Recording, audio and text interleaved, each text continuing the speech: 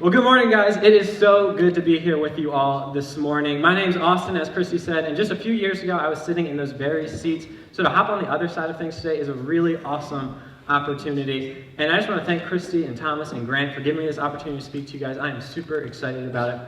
And they're going to hate this next portion because they're very humble, nice people, but they'll get over it eventually because I just want to take a second to brag on them a little bit. And I'm not one to give out empty compliments, but I will say, having had the privilege of working with them here on staff over the last year and a half or so, it is so cool to see up close and personal how much they care about each and every one of you. I've seen the long hours, the time, the energy, and the effort that they put in to making sure not just that you guys live a good life, not that just that you stay out of trouble, but that you live your best life.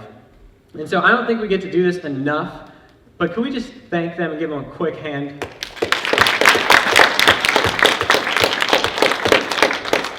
All right, well, we are going to jump right into it here this morning, guys, and we're going to be talking about something that I think we can all relate to. And I don't know you, but I have a feeling you're something like me and that you hate missing out. Like, I don't know about you, but like the one time you don't go out with your friends and do something that you always do, and then you're like checking your Instagram stories and you see that like the craziest thing happen. You're just like, I hate my life. Like, why the one time? It's just the worst. Missing out, it sucks, plain and simple. I've never been one for acronyms. Like, if you're still saying YOLO in 2019, like, we need to talk, we'll get through that, but that's a real problem. But I will say that FOMO, as much as I have a distaste for it being an acronym, the fear of missing out is oh so real. And as I was prepping this message, I was thinking about, some of the times where I've really missed out, and like a lot of stuff came to mind, which I'm not sure if like that's a good thing or not. I'm just playing, but for real, I was thinking about the times where I've really missed out, and a couple things came to mind. I thought of some concerts I missed out on. Like, there was one, I was coming home from out of the country, and then my flight got delayed, and then I missed this music festival that I had tickets to. It was like the last time he was touring. It was the worst, but I was like, nah, that's not it. So I kept thinking, and then finally, I realized, yes, when I think of missing out, this is the time that I think of. And if you know me, you know that I love the beach. I'm a fish out of water. I've been surfing since I was in 5th grade, and I just take any opportunity I can to be at the beach. And so this instance that I want to talk about, it was at the beach, and it was just a picture-perfect day. I was out surfing with a good buddy of mine. We've been probably surfing for a couple hours at this point, and I mean, the sun was shining, the water was warm, the waves were breaking in perfect lines down the beach. It was all you could ever ask for. And so we're sitting out there and we're facing out towards the horizon. We're just watching the sets roll in, chatting away as you do. When all of a sudden something caught our attention. Now, the corner of our eye, we see motion maybe about 50 yards from us. And sure enough, it was dolphins. And while they were still 50 yards away, they were coming towards us. And we realized that soon enough they were going to intersect with us, maybe about 10 yards past where we were at that point. And so in that moment, we had come to a crossroads. We had come to the crossroads of go and no, and what I mean by that is we had the option to choose go. We could paddle out that extra 10 yards and see what would happen when we intersected with the dolphins, or we could choose no, which would look like paddling safely back to the shore. So before I tell you what I chose, I just want to maybe give myself a little more credit here for a second. Like, I want to give you a more realistic picture of dolphins, because some of you maybe think like, oh, dolphins, cute, cuddly, SeaWorld, oh my gosh. But no, dolphins are vicious murderers. Let me tell you, dolphins go down to the beach, they rip the fins off of fish, only to come back and eat their dead bodies. They are vicious, cold-blooded murderers. And not only that, but I don't know about you, but when I'm in the ocean, I like to think like I'm the only thing in the ocean. Like, I don't even like clear water because I don't want to see any of that nastiness swimming around down by my feet. Like, no thank you. Much less do I like seeing large things. Like, I've seen Shark Week. I'm not a fan of it. I don't like it. It is not fun. No thank you. So when I see giant animals coming towards me, and like a pack of them, I am not a fan. So in that moment, I did what any rational, logical human being would do. I spun around as fast as I could. I paddled back to the shore. I caught the next wave. I did not even stand up. I just kept paddling. Did not grab my shoes or nothing. I swam for my life. Shout out to you if you got that reference. You're already my favorite. And soon enough, I was safely back on the shore. But much to my surprise, I was alone. Like I said, I was out surfing with my buddy Chris, and I had assumed that he too was a logical, rational human being and would paddle back like any rational, logical human being would do. But instead, when we came to that crossroads of go and no, while I chose no, while I chose the safe route, he chose go. And he paddled out, and as I stand on the shore, white-knuckling my surfboard, wondering what is going to happen next, I see that the dolphins and him are about to intersect. And what happened next was something that neither of us will ever forget, although for very different reasons. See, rather than viciously murdering him, as I supposed they would, or rather than just swimming past him, as everyone else probably assumed, something else happened. You see, as they approached him, rather than swimming past, they began circling around him, jumping out of the water, playing, spraying water so close he could almost reach out and touch them. It was a sight like nothing either of us had ever seen before or since. It was truly once in a lifetime in every sense of the phrase. And why do I tell you this? Why does this situation matter? I tell you this because sometimes in life we get to these crossroads and they make all the difference. I tell you this because none of us, not even me, especially not me, wants to be me in this story. No one wants to be the guy who, when they were presented with this option, the options between go and no, they chose to paddle back to the shore and miss out on something so much more. You see, in that situation, we did not know what would be on the other side of go, and that is so often how it is in life.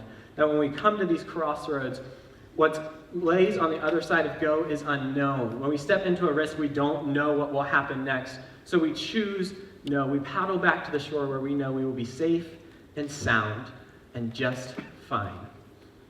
But if you talk to people who are advanced in their years, people who are coming towards the end of their life, and you ask them this question, I would so encourage you to ask it to anyone who has lived a whole lot longer than we have. If you ask them what they regret in their life, it will not be the times that they chose go and it didn't pan out. It will be the times that they decided to take the safe option, to choose no, to paddle back to the shore and miss out on something so much more. And I get it. Me choosing the wrong option on this case, it didn't change my life. Had I chosen go instead of no, chances are I would still be standing here right now. My life would be much the same. No one's life is worse off because I made the wrong decision there. No one has experienced collateral damage. Chances are I would be standing here, albeit I'd have a much cooler story to tell you.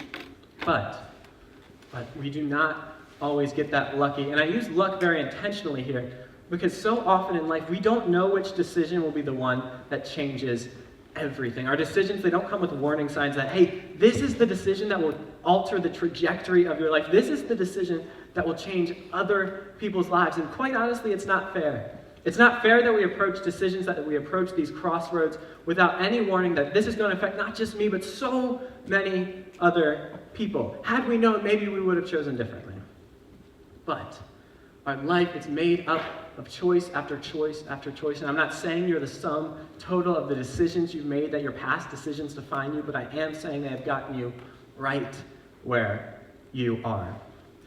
And 2,000 years ago, there was a group of guys about our age, and they were standing at the crossroads of go and no, a crossroads that would change the world as we know. A crossroads so important that had they chosen no, I guarantee you we would not be standing here today. Had they chosen no, and I'll give it to them, they had every reason to say no. Every objective fact would say choosing no is the safer option. Paddle back to the shore. But had they done that, we would not be here standing in FCF Church, because there would be no FCF Church, because there would be no church. In fact, I could make a great case that had they chosen no instead of go, there would not only be no FCF Church, not only no church, but there would be no United States of America, and the world as we know it would be unrecognizable. But luckily for us, on that day when they stood shaking in their boots at what stood before them, they chose go instead of no, even when everything in them screamed, paddle back to the shore.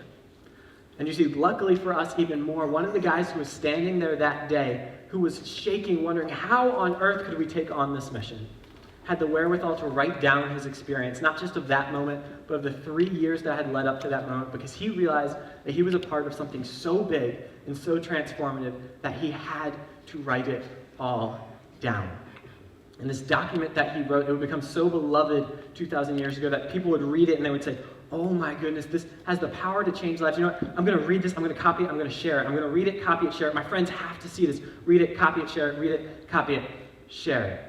And it was so loved that 300 years later, it would go on to be included in what we now call the Bible.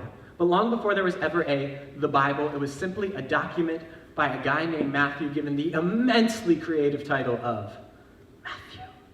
And you see, this document, we find it now in our Bible. And I know for some of you, as soon as I pick up a book like this, you're ready to tune out. And I get that.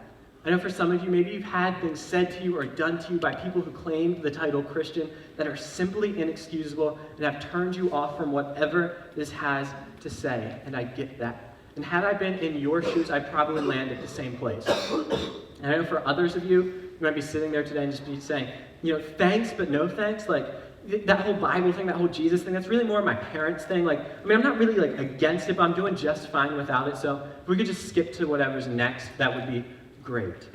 And for others of you, you might be sitting there today and you might be saying, I'm all in. I know that whatever this book has to say for my life, I know whatever Jesus has for my life is going to be what's best for my life. So come on, tell me, what did he have to say? What is it? Come on, tell me. And wherever you land on that spectrum, I get it. But I think perhaps today, and perhaps just this one time, it's worth hearing out what Jesus had to say at the very end of this document called Matthew, for this reason alone.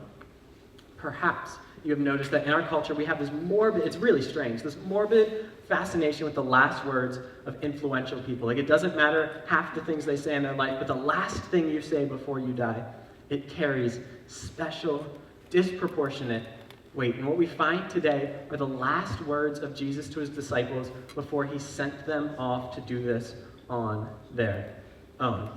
And to catch you up, like I said, we are at the end of this document called Matthew. So it would be wrong of me to pick up here and not tell you where we have been so far. So I'm going to give you the absolute fastest rendition of the Gospel of Matthew that I possibly can. I hope you're ready. All right, here it goes. So there was this guy named Jesus who was born. 30 years later, he starts doing crazy stuff. He's turning water into wine. He's feeding people miraculously, 5,000 people. And people take half a second and they go, wait, if you can make us wine and food, we should make you king. And the people are like, yeah, let's do it. So he's coming into Jerusalem and people are praising him. They're saying, this guy should be our king. And the religious leaders at that time, they're like, yeah, I hear you, not a bad idea. I hear make him king, not bad, but I want to propose just a slightly different idea. Not bad, we'll just set that right here. But what if instead of making him king, again, not a terrible idea, but what if instead we killed him? And they're like, yeah, sure, why not? So they kill him and the religious leaders breathe a sigh of relief as Jesus of Nazareth hangs on a Roman cross. They breathe a sigh of relief because this movement that this man named Jesus had started was flipping everything upside down, and they liked it just how it was. He was telling the people who weren't supposed to matter that you matter. He was telling the people who society kicked to the curb that you are the most important people. He was saying that last will be first and the first will be last. He was telling the religious leaders that your empty religion is meaningless. He was telling them there's something so much more. They were saying, I'm not okay with that. We like the establishment just as it was. They breathed a sigh of relief, thinking they had won. But in the greatest plot twist of all time, instead of doing what good dead people do, staying dead, on the third day he rises from the grave just as he had predicted. And for the next 40 days, he appears to his closest followers and friends and tells them, put your hands in the holes in my hands where they were put onto a cross. Put your hand in the hole in my side where the spear pierced it. I am back just like I said I would be. And it's with that and those 40 days at the very end that we pick up today. And he calls his closest friends to meet him on a mountain side to give them his final marching orders.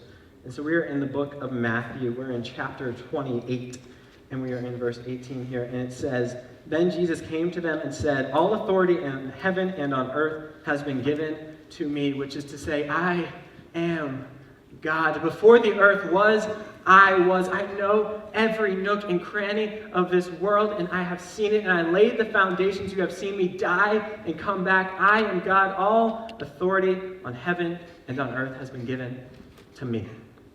And he says, in light of who I am, because of this, this is what I want for you. What he says next is, in light of the fact that all authority on heaven and earth has been given to me, therefore go.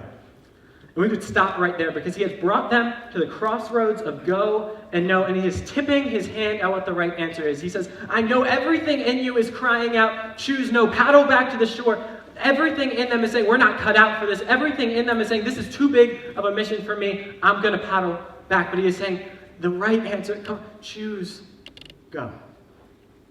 He's tipping his hand, knowing that they would struggle with this, but it goes on and it gets even better. He says, therefore go and make disciples of all nations. And in that moment, they would have had so many reservations. You see, you have to understand that good Jewish boys like them, they don't go into all the nations. The Israelites, they were a notoriously introverted nation that didn't go outside of the walls of their nation because that would defile them. They were scared that the outside world would make them worse. They didn't go into all the world. They'd say, how about we go to like Jerusalem? Like, can we compromise there? And Jesus says, therefore go and make disciples of all nations. Go to the places where people think different than you. Go to the places where people believe different than you. Go to the places where people are nothing like you and show them the love I have shown you. And he continues, therefore go and make disciples of all nations, baptizing them in the name of the Father, of the Son, and of the Holy Spirit. To which they would have said, Jesus, like, why do you have to go, man? Like, we've seen you do the baptism thing. We've seen you do the make disciples thing. Like, why don't you do that? You stick around. And, like, we'll stand on the shore and we'll be, like, your hype man. Like, yeah, Jesus, like, good work, man. Like, you keep it up. But, like, that's not really us. And not only that, but they would have said, you know, we're good Jewish boys, Jesus. You have to understand, like, when we baptize people, like, we baptize in the name of, like, Yahweh. Like, you just put yourself in the middle of baptism. Like, I don't know if you remember, but people just killed you, and if we start baptizing in your name, like, they're probably not going to like that. And if they killed you, they're probably going to kill us. And, like, I know you came back to life, but I don't think that's going to happen for us. So, like, I'm not sure this is great advice, man. And Jesus just keeps going. He says, therefore go and make disciples of all nations, baptizing them in the name of the Father and of the Son and of the Holy Spirit, and teaching them to obey everything I have commanded you. To which they would have just sighed and said, Jesus, you know us. You've seen firsthand that we can't even obey everything you've taught us. We have failed time and time again. How on earth are we supposed to teach others? And Jesus would have said, I know you're not cut out for this. But what he says to them last tells them how. And he says, and surely I am with you always, to the very end. He says, I know you can't do this on your own. Believe me, I have seen you guys. Like, I saw all your failures. I've seen all your shortcomings. I know this is too big of a job for you. That's why I will be with you always, the very end of the age. To realize just how important this crossroads was, you have to understand that just 40 days earlier, this entire movement was dead with its leader. You see, had there been a single Christ follower when Jesus died, they would have been standing at the tomb on the third day saying, come on, stone, roll away, come on, Jesus, you said 3 days, come on, roll away, come on, Jesus, you said, Jesus, you said. But instead, on the third day, Jesus comes out of an empty tomb by his lonesome self, only to wait until people came to embalm his dead body, showing just how little faith they had that he would do exactly what he said he'd do. Everyone had abandoned him. All his closest friends had left him. All the people who said they never would had done just that. And as a side note here today, some of you might come in here today, you might be able to identify with that idea so closely and so personally. Maybe because something you said or something you didn't say, maybe because something you did or something you didn't do, or maybe for seemingly no reason at all. The people who had said they would stick by your side through thick and thin, people who said that I'd be there for you no matter what, have abandoned you. And I want you to know that we serve a God who says, I have been there and I have felt your pain and you are not alone. I am with you always. There's that same God that looked at these guys and he said, choose go. I know this scares you. I know this is too big for you, but he said, choose go. I am with you always. And luckily for us, this one time, they got it right. Luckily for us, they understood this one idea that is so, so important. And if you get nothing else out of today, I hope you get this one idea, because they understood. They understood that when God says go, don't say no. When God says go, don't say no. When God says go, don't say no. And that's not because if you say no to God's go, he will think less of you. That's not because if you say no to God's go, he will be disappointed with you or love you less or think you aren't worthy to be called his. No, that's because on the other side of God's go is the life you were meant for. On the other side of God's go is a life of purpose, of passion, of meaning that you could never imagine, of feeling more alive than anything else could ever give you. When God says go, don't say no. And when God said go in this instance, they said yes and they went. To the point that this movement that was dead just 40 days earlier would in just a mere 300 years take over the entire Roman Empire. These guys who had been entrusted with this mission that was good as dead would spread it like wildfire as its people went through the fire. You have to understand that choosing go for these people was not easy.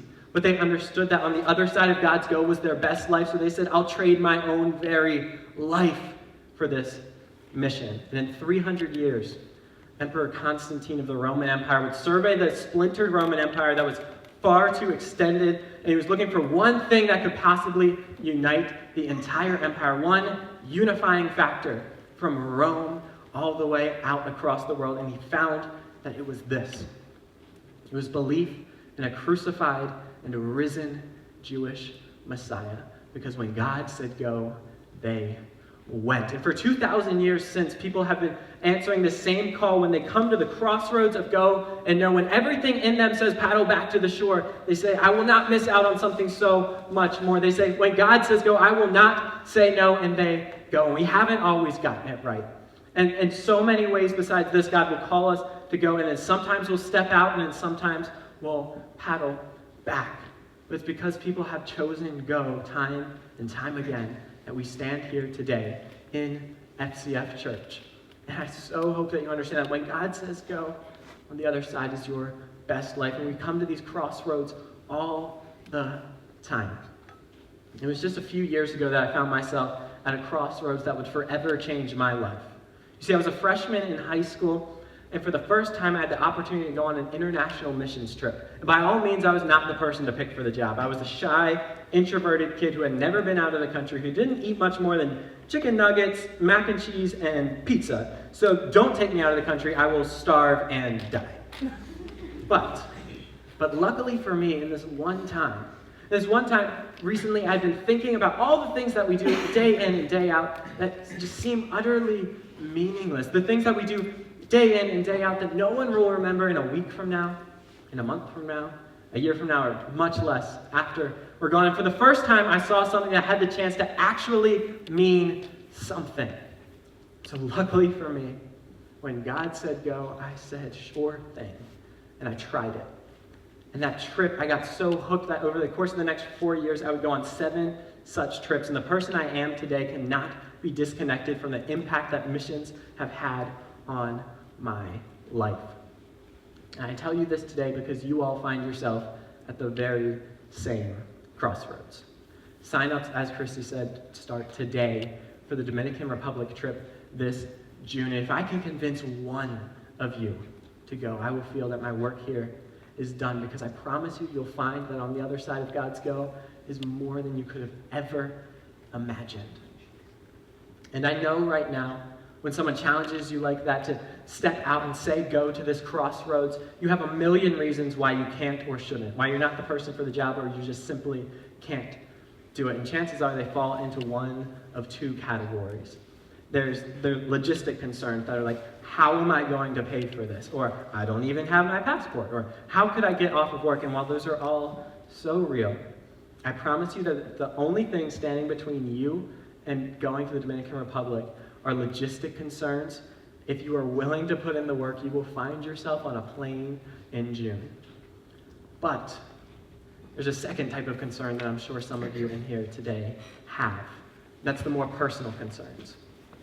That's the idea that, Austin, if you knew me, you would know I'm not the guy for the job.